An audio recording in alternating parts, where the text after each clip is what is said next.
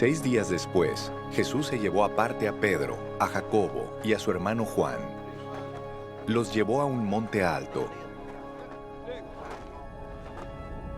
y allí se transfiguró delante de ellos.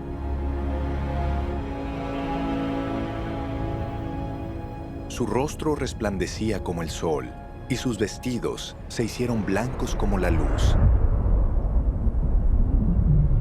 De pronto se les aparecieron Moisés y Elías y hablaban con él. Pedro dijo entonces a Jesús: Señor, qué bueno es para nosotros estar aquí. Si quieres podemos hacer 3 cobertizos, uno para ti, otro para Moisés y otro para Elías. Todavía estaba hablando cuando una nube de luz los cubrió, y desde la nube se oyó una voz que decía: Este es mi Hijo amado, en quien me complazco. Escúchenlo. Al oír esto, los discípulos se postraron sobre sus rostros, llenos de miedo.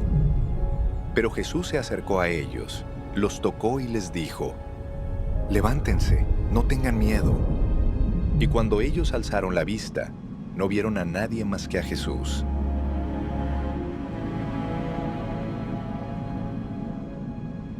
Cuando descendieron del monte, Jesús les mandó: No digan nada a nadie de esta visión, hasta que el Hijo del Hombre resucite de los muertos.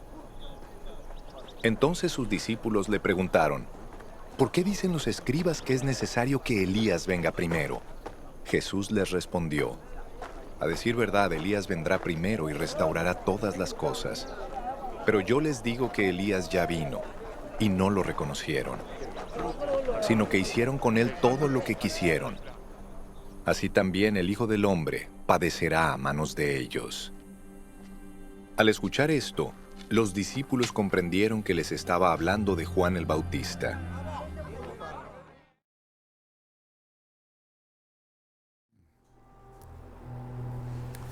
Muy buenos días, amados hermanos. Le pedimos al Señor nos guíe como iglesia.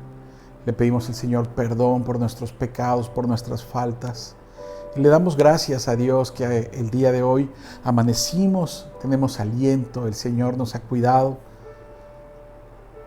Cuando otros cerraron sus ojos esta noche, cuando algunos se nos han adelantado, nosotros todavía tenemos la posibilidad hoy de alabar a nuestro Dios y estar reunidos como iglesia. Y es una bendición adorar al Rey de Reyes.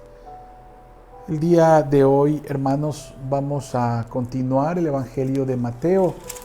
Vamos a ver el capítulo 17 del versículo 1 al 13 que el hermano José David ha leído. Y pues vemos aquí la transfiguración, que si ustedes desean leer otros evangelios, lo van a encontrar en Marcos 9 del 2 al 13 y Lucas del 9, 28 al 36. Yo quisiera que tengamos una versión distinta a la que normalmente estudiamos, Reina Valera, y podamos darle el contexto en un lenguaje actual. Dice, 6 días después Jesús llevó a Pedro y a los hermanos Santiago y Juan hasta un cerro alto para estar solos. Frente a ellos Jesús se transformó, su cara brillaba como el sol y su ropa se puso tan blanca como la luz del mediodía. Luego los 3 discípulos vieron aparecer a Moisés y al profeta Elías, y ellos conversaban con Jesús. Entonces Pedro le dijo a Jesús: Señor, qué bueno que estemos aquí. Si quieres voy a construir 3 enramadas, una para ti, una para Moisés y otra para Elías. Mientras Pedro hablaba, una nube brillante vino y se detuvo sobre ellos. Desde la nube se oyó una voz que decía: Este es mi Hijo amado, en el cual estoy complacido. Ustedes deben obedecerlo. Al oír esto, los discípulos se tiraron al suelo y no se atrevían a mirar, pues tenían mucho miedo. Jesús se acercó, los tocó y les dijo: Levántense y no tengan miedo. Cuando los discípulos se levantaron, vieron que Jesús estaba solo. Mientras bajaban del cerro, Jesús les ordenó: No le cuenten a nadie que han visto hasta que yo el Hijo del Hombre haya muerto y resucitado. Los discípulos le preguntaron por qué los maestros de la ley dicen que el profeta Elías va a venir antes que el Mesías. Jesús le respondió: eso es verdad, Elías viene primero para prepararlo todo. Sin embargo, les aseguro que Elías ya vino, pero la gente no lo reconoció y lo trataron como quisieron. A mí, el Hijo del Hombre, también me tratarán así y sufriré mucho. Los 3 discípulos entendieron que Jesús estaba hablando de Juan el Bautista. Hermanos, recordemos la predicación anterior del pastor Daniel, el capítulo 16, cuando el Señor está en Cesarea de Filipos, pregunta a sus discípulos: ¿quién dicen que soy yo? ¿Qué dicen los hombres que es el Hijo del Hombre? Y dice, algunos contestaron que Juan el Bautista, que el profeta Jeremías, pero entonces el Señor les dice directamente: ¿quiénes dicen ustedes que soy yo? Y Simón Pedro le dice: tú eres el Cristo, el Hijo del Dios Altísimo, el Hijo del Dios viviente. Y Jesús le responde: bienaventurado eres, Simón, hijo de Jonás, que no te lo reveló ni carne ni sangre. No provenía de él, hermanos, sino de Dios, sino mi Padre que está en los cielos. Y le dice: y yo te digo que eres Pedro, y sobre esta roca edificaré mi iglesia, y las puertas del Hades no prevalecerán contra ellas. Hermanos, analicemos estas palabras para poder recordar por qué Pedro no es sobre el cual se funda la iglesia de Dios. Porque Pedro responde que Jesús es el Cristo, el Hijo de Dios Altísimo. Y esa es la declaración en la cual se funda la iglesia. En la declaración de que Jesús es el Mesías prometido, es el Salvador de nosotros, es Cristo, el Hijo de Dios. Es la confesión de Pedro, que no es venida, dijimos, de él, sino de Dios mismo. Es en esa declaración que constituye la base de la iglesia y donde se funda la iglesia. Es una declaración que ni siquiera los propios discípulos entendían. La iglesia se funda sobre la roca que es Cristo. Lo sabemos, hermanos. No se funda en un hombre como Pedro, que sabemos además que niega 3 veces al Señor. En Juan 2:24 leemos que Jesús no confiaba en los hombres. Eso lo dice Juan, porque dice que conocía todo acerca de las personas. Pero también, si nos vamos al lenguaje original, Petros es una roca suelta. Y la palabra de Dios se refiere a Petra, la roca firme.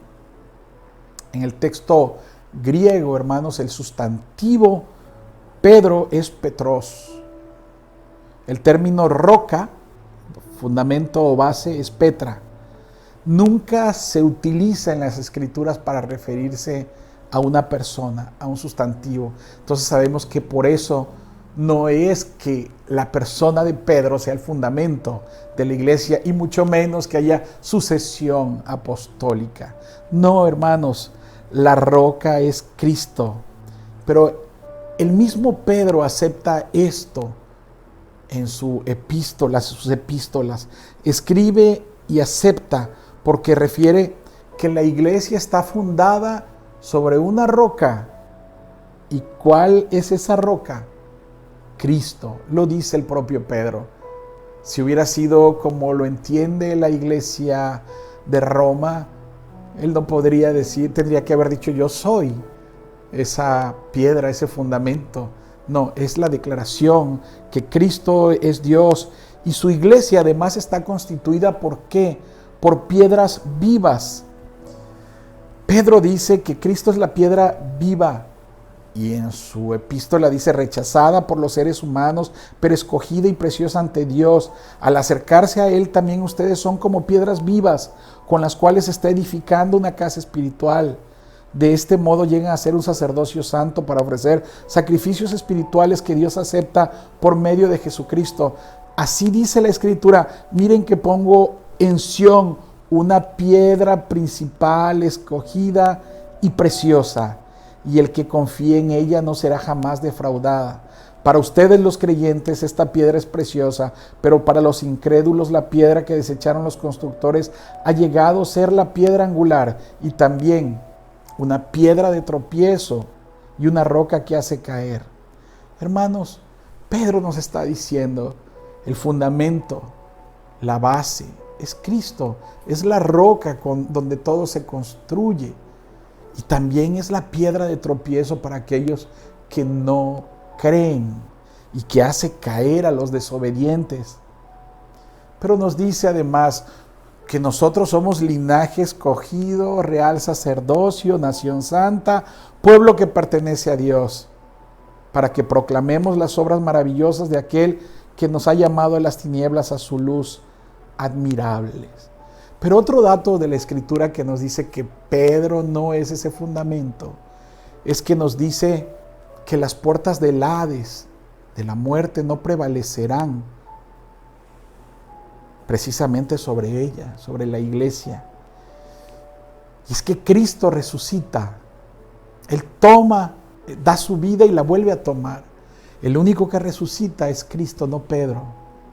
Entonces, esto nos da claridad sobre esta declaración.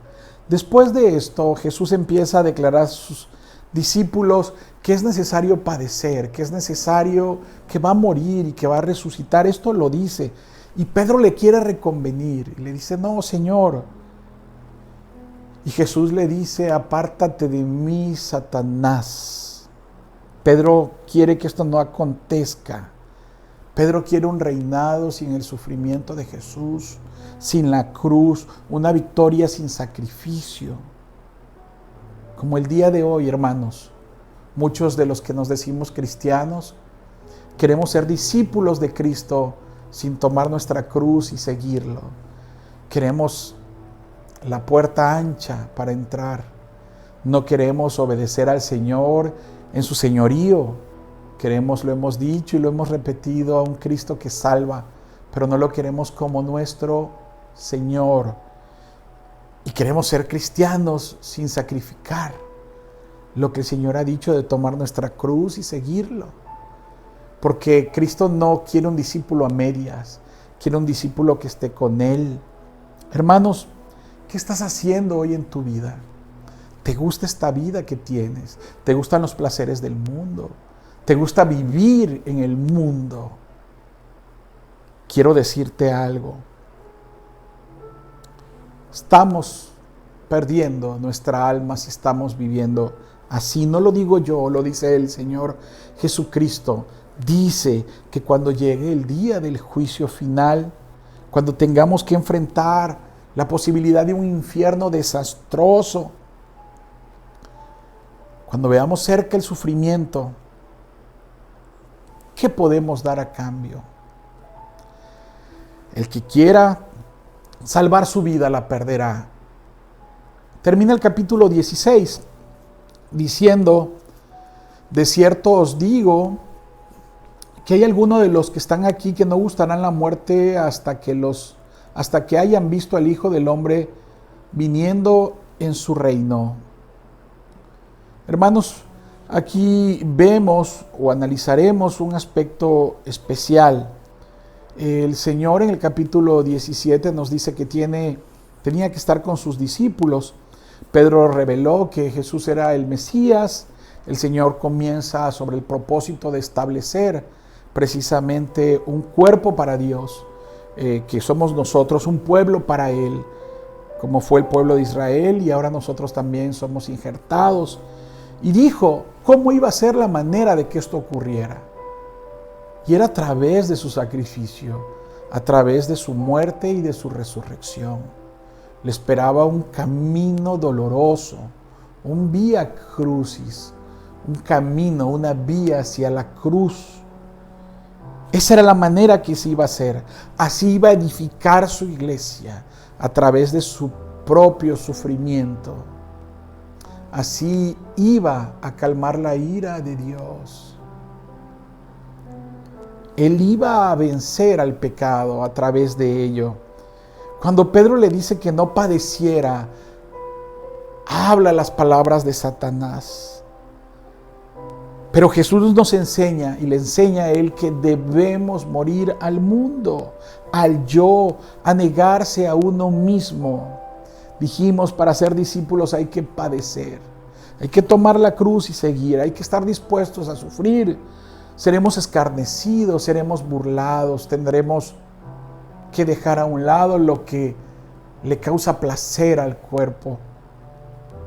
Llegará el día en que el Hijo del Hombre va a regresar y dará a cada quien lo que merece por las obras que ha realizado. Pero Jesús regresará a gloria con sus ángeles. Y esa es la promesa de su segunda venida. Los discípulos entonces empiezan a escuchar lo que decía. Veamos la palabra de Dios. El 28 dice que vendrá y que les iba a mostrar su gloria. Eso se refería, que no gustarían de la muerte, que no morirían hasta que hayan visto al Hijo del Hombre viniendo en su reino. Pero los apóstoles murieron antes de la segunda venida de nuestro Señor Jesucristo. Entonces, ¿qué nos estaba diciendo? Que le verían resucitado, sí. Que verían cómo subiría al cielo, sí. Pero en este momento estaba diciendo que verían al Hijo de Dios en su dignidad, en su majestad, en su dignidad de rey, en su dignidad real. Lo verían en anticipación de su gloria como rey. Qué hermoso, dice la Escritura, que 6 días después tomó Jesús a Pedro, a Jacobo y a Juan, su hermano, y se transfiguró delante de ellos. Aquí entonces preguntemos, ¿por qué solo a 3? Porque en ese momento, hermanos, cuando resucita nuestro Señor a la hija de Jairo, ustedes pueden consultarlo en Marcos 5:37, fíjense lo que dice la Escritura. Y no permitió que le siguiese nadie, sino Pedro, Jacobo y Juan, hermano de Jacobo, Juan. Fíjense, 3, los mismos 3 de la transfiguración. Pero también nos dice que cuando va a Getsemaní, y pueden leerlo en Mateo 26:37, dice: y se llevó a Pedro y a los 2 hijos de Zebedeo, es decir, Jacobo y Juan. En Marcos 14:37 se nos dice: y tomó consigo a Pedro, Jacobo y Juan, y comenzó a entristecerse y a angustiarse. Hermanos, el Señor había elegido, disculpen la palabra, a algunos no les gusta esta palabra, pero es bíblica y es lo que el Señor hace. Había elegido a estos 3 como sus discípulos más íntimos. Veamos algunas cosas que dice la Escritura. Juan se nombra como el discípulo amado. Pedro, ¿qué hizo? Tuvo revelación de Dios para señalar que Jesús era el Mesías, el Hijo del Dios Altísimo. Y Jacobo fue el primer discípulo en morir en manos de Herodes. Busquen Hechos 12:2. Y dice que mató a espadas a Jacobo. Herodes mata a espada a Jacobo. Recordemos que Pedro, Juan y Jacobo, junto con Andrés, fueron los primeros discípulos al que el Señor llamó. Y aquí los llama de nuevo para que sean testigos de la transfiguración que hace. Fueron escogidos para ver algo especial que después iban a testificar. Por eso en sus cartas dicen que no son fábulas, dice Pedro, sino que él vio, testificó. Juan también. Hermanos, lo que ven es algo que nos debe dejar sin aliento aún cuando lo leemos. Es el Señor resplandeciente, transfigurado. Viene de la palabra metamorfosis, un cambio. Dice que la apariencia del rostro de Jesús se hizo otra y sus vestidos eran blancos que resplandecían. ¿Cuándo ocurrió esto, hermanos? Lucas nos dice que era cuando el Señor oraba. Yo me pregunto, cuando nosotros oramos con un sentimiento verdadero, con arrepentimiento, ¿cómo nos ve el Señor? Creo que nos ve distinto y que hay algo en nosotros por esa comunicación que tenemos con el Señor que nos hace tener una metamorfosis en ese momento. Hermanos, Lucas dice que esto ocurrió cuando el Señor oraba, y es cuando hay estas señales de Dios, como cuando el Señor es bautizado y que se abre el cielo y que se escucha la voz de Dios diciendo que es su Hijo amado en el cual tiene complacencia. Lucas 9:29 dice que hay una apariencia de su rostro que es como otra y toma una naturaleza de dentro hacia afuera. Marcos 9:3 dice que sus ropas resplandecía, que ningún lavador hubiera podido lograr eso. Y también la gloria de Dios nos transforma y nos lava. Todos nuestros pecados son cambiados y son blancos, dice la Escritura, a pesar de que antes eran de otro color muy fuerte. Ahora son blancos. Hermanos, ¿cómo fue esta transfiguración que ni siquiera la ropa pudo ocultar la gloria de Dios? ¡Qué hermoso! Recuerden cuando Moisés baja de la presencia del Señor en Éxodo 33:18. Le dice al Señor, déjame ver tu gloria. Y el Señor le contesta que va a hacer pasar toda su bondad delante de él, y delante de ti pronunciaré mi nombre. Es cuando dice también, tendré misericordia de quien yo quiera y tendré compasión también de quien yo quiera. Pero te aclaro que no podrás ver mi rostro, porque ningún hombre podrá verme y seguir viviendo. El Señor le muestra la espalda. Solo con eso. En Éxodo 34 se nos enseña qué cosa, hermanos, que Moisés, después de hablar con el Señor, su piel resplandecía. A pesar de que ponía un velo sobre su rostro, ¿qué pasaba? El brillo resplandecía. Y solo por escuchar a Dios. Es tan grande, inexplicable en belleza, la belleza de nuestro Señor, la grandeza de nuestro Señor, que se puede reflejar en quien el Señor lo quiere permitir. La transfiguración, pues, como vemos aquí, era algo inesperado. Con los apóstoles, ellos iban a orar, los lleva aparte el Señor y de repente, ¿qué pasa? Ves a Moisés y a Elías, rodeados además de la gloria de Cristo, que salía de Jesús. Vamos a explicar rápidamente qué significa Moisés. Moisés representa la ley, hermanos. La ley está a través de Moisés, que la trae testificando a nuestro Señor Jesucristo, la gloria de Dios, el hombre exaltado. Y Elías, ¿qué significa? Significa los profetas.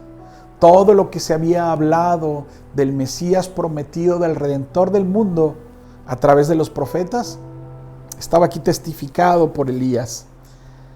Sabemos sobre Moisés, si vamos a Judas 1:9, vemos de que el arcángel Miguel disputaba el cuerpo de Moisés.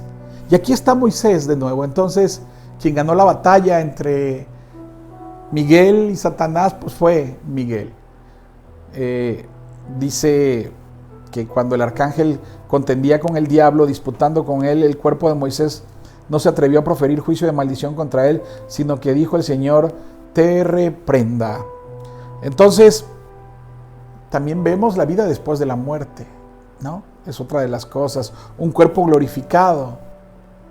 Aquí está Moisés en presencia de Jesucristo y está recibiendo ese brillo de nuestro Señor. Pero, hermanos, estamos viendo lo que nos va a pasar a nosotros como hijos de Dios. Seremos glorificados, dice Romanos, y aquí vamos a estar en gloria, un cielo sin sufrimiento, sin enfermedades, sin dolor, renovados, con gozo eterno por estar con Dios. Aprovecho este pasaje para manifestar algo que debemos de aprender como cristianos. Hermanos, ¿cómo debemos tratar con Satanás? Vamos a fijarnos que el ángel más importante de Dios, quien tuvo el deber además de vigilar a Israel, él encabezaba el ejército de los ángeles Si ustedes ven Apocalipsis 12:7, se nos muestra que hay una batalla en el cielo. Él liderea a los ángeles y Satanás a los ángeles caídos. ¿Y qué pasa con él? No maldice a Satanás, no ata, no hace ninguna cosa de estas que desgraciadamente algunos cristianos hacen. ¿A quién le deja esa tarea? A Dios. Y dice: el Señor te reprenda. Lo mismo en Zacarías 3:2 cuando habla del ángel del Señor Jehová, que Jehová te reprenda. Segunda de Pedro 2:11 dice también que mientras los ángeles son mayores en fuerza y que son superiores, son mayores en fuerza y en potencia, no pronuncian juicio de maldición contra las potestades superiores, Hermanos, si por alguna razón les han enseñado que ustedes pueden atar y desatar demonios, les estoy exponiendo pasajes de la Biblia. Hermanos, hay que olvidar esas malas prácticas que se han introducido a la iglesia por falsos maestros. Tuercen las escrituras como en otras cosas, como que la salvación se puede perder, como que la salvación depende de nosotros, como que podemos salvarnos por las obras, como que podemos atar demonios, No, hermanos, si aún así con la palabra misma de Dios seguimos creyendo en falsas doctrinas, solo será por la terquedad de nuestros corazones. Solo por eso. No porque no hayamos tenido conocimiento de la palabra de Dios, sino porque teniendo cosquillas en los oídos, escuchamos cosas que no son la palabra de Dios. Regresamos y decimos que en cuanto al profeta Elías, fue arrebatado. Segunda de Reyes 2:11 dice que subió al cielo como un torbellino. Es una figura de los que no murieron y alcanzaron la gloria de Dios. Si ustedes estudian Primera de Tesalonicenses, vamos a leer que dice, Primera de Tesalonicenses 4:16 al 18, porque el Señor mismo con voz de mando, con voz de arcángel y con trompeta de Dios, descenderá del cielo y los muertos en Cristo resucitarán primero. Luego nosotros, los que vivimos, los que hayamos quedado, seremos arrebatados juntamente con ellos en las nubes para recibir al Señor en el aire. Y así estaremos siempre con el Señor. Por tanto, alentaos los unos a los otros con estas palabras. Aquí vemos también a este profeta y vemos algo que además de que da testimonio de Jesús en la transfiguración, también vemos que ahí va relacionado con este pasaje donde aquellos que sigan a los muertos en Cristo, que estaremos recibiendo al Señor en los cielos, pues se cumple también esto. ¿Qué pasa en la transfiguración? Observamos que Jesús era el cumplimiento de la ley. Hermanos, vimos a Mateo en el Sermón del Monte. Y si ustedes van a Mateo 5, en el 17, ¿qué dice el Señor en cuanto al cumplimiento de esto? Dice: no penséis que he venido para abrogar la ley o los profetas. No he venido para abrogar, sino para cumplir. El Señor, entonces, en la transfiguración, teniendo estos dos testigos, uno de ellos es el cumplimiento de la ley y de los profetas. Pero Lucas además nos dice en Lucas 9:31 de qué hablaban Moisés y qué hablaba también Elías. Dice Lucas 9:31, aparecían rodeados de gloria y hablaban de su partida, que iba Jesús a cumplir en Jerusalén. Hermanos, no olvidemos que Jesús es 100% Dios, pero también es 100% humano, hombre. Como hombre le fue revelado quién era Él. Cuando es bautizado, el Señor testifica desde arriba diciendo: este es mi Hijo amado en quien tengo complacencia, la voz del Padre. Entonces, iba a cumplir lo que el Padre le decía, porque el único que complace al Padre es Jesús. Él no tiene mancha, él el cumplimiento de la ley, él cumplió la ley, él no tuvo pecado. pero además siempre hizo la voluntad del Padre. Y entonces el Señor va a Jerusalén a cumplir lo que el Padre le había dicho. La idea de la cruz no puede ser agradable para un hombre, para nadie. Por ello, Él oraba, hermanos, para tener con el Señor comunión, consuelo. Moisés, aquí en la Transfiguración, le habla del éxodo que tiene que llevar hasta Jerusalén para ir liberar. Así como Moisés liberó un pueblo, Jesús iba a liberar también a su pueblo del pecado. Y Pedro, Juan y Jacobo están presenciando. Dice Lucas 9:33 que estaban como adormecidos. Y Pedro, viendo a Moisés, a Elías y a Jesús, dice algo. Él le dice que les va a hacer 3 enramadas. Una para ti, una para Moisés y otra para Elías. Lo que Pedro estaba diciendo es: Señor, quedémonos aquí, tú estás en gloria. Y era que no iba a tomar el camino hacia su cruz. Pero aquí hay una voz, así como el Señor en aquel momento le dijo: apártate de mí, Satanás. Es la voz del mismo Dios diciéndoles a los discípulos de Cristo, a sus apóstoles. ¿Qué les dice? Una nube de luz los cubrió. Aquí una voz desde la nube que decía: este es mi Hijo amado en que tengo complacencia. De nuevo, Pedro estaba poniendo una tentación al Señor para quedarse ahí en gloria y no ir a la cruz. Pero ahí está esta nube, como en Éxodo 19:16, que aquí ya no es una nube oscura, sino es una nube de luz, no trompetas hablando, sino una voz clara que le hablaba a Pedro, a Juan, a Jacobo, y diciéndole las mismas palabras que dijo nuestro Señor cuando se bautizó su Hijo. Es la consumación, pues, de la ley y de los profetas. Deuteronomio 18:15 da la orden de oír más del Señor. ¿Qué dice Deuteronomio 18:15? Profeta de en medio de ti, de tus hermanos como yo, te levantará Jehová tu Dios. A él oiréis. Y al oír esto se postran y se caen de temor. La voz del Padre es escuchada claramente y ellos tienen temor. ¿Qué pasa, hermanos? Les dice, aunque son 3 testigos, que no digan nada, que lo dirán después. El Señor en ese momento le dice: levantéis y no teméis, y los toca con compasión, por amor, compadeciéndose del sufrimiento, del temor. Y así es Cristo: cuando alguien cae, Él nos levanta.